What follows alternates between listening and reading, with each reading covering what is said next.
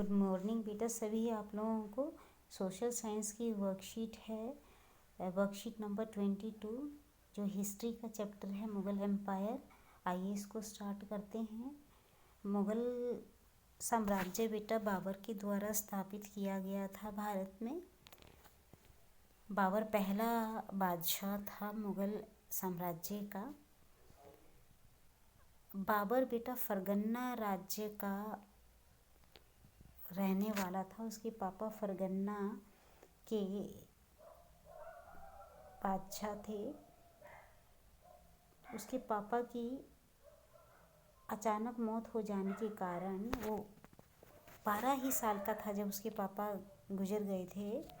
तो 12 साल की उम्र में ही उसको वहाँ का राजगद्दी हासिल हो गई। लेकिन मुग़लों की दूसरी शाखा यानी कि उसके चाचा ताऊ के जो भाई बच्चे थे, चचेरे भाई, वो उन्हें उज्बेक कहा जाता था। उन्होंने आक्रमण किया और इसके पैतृक गद्दी यानी कि पिता की जो गद्दी इसको मिली थी उसको उस बाबर को छोड़ना पड़ा अपनी जान बचाने के लिए, क्योंकि अगर वो वहाँ फरगना में रहता तो अपने चाचा के बच्चों के द्वारा मार दिया जाता।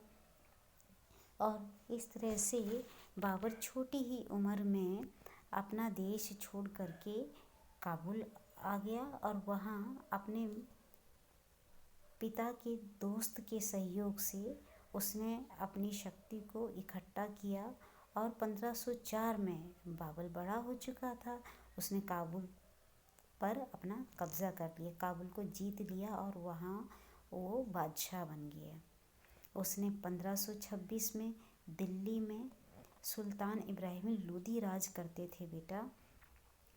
तो इब्राहिम लोदी से उन्होंने पानीपत में लड़ाई की। पानीपत की पहली लड़ाई बाबर और इब्राहिम लोदी के बीच में लड़ी गई थी बेटा। पानीपत की लड़ाइयाँ बहुत फेमस हैं।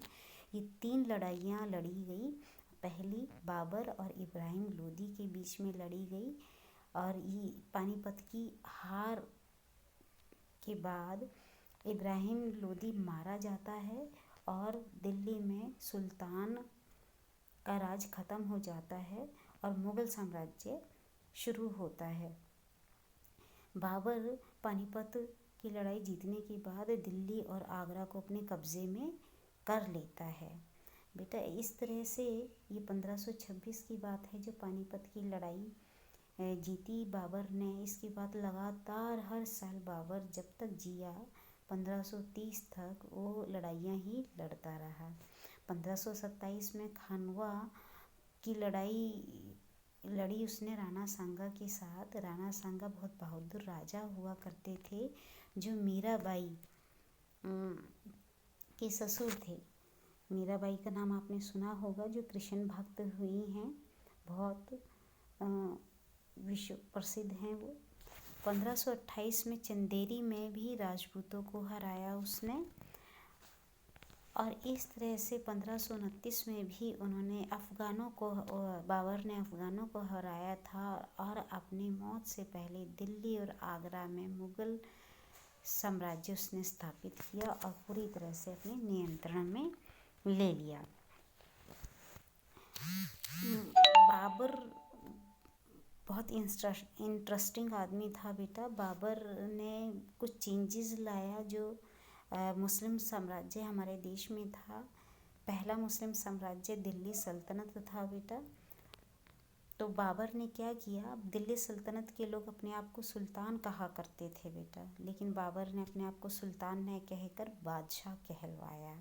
तो जितने भी मुग़ल राजा हुए हैं उनको हम बादशाह कहते हैं, जैसे कि बादशाह अकबर, ठीक है, मुग़ल इनके पोते हुए हैं।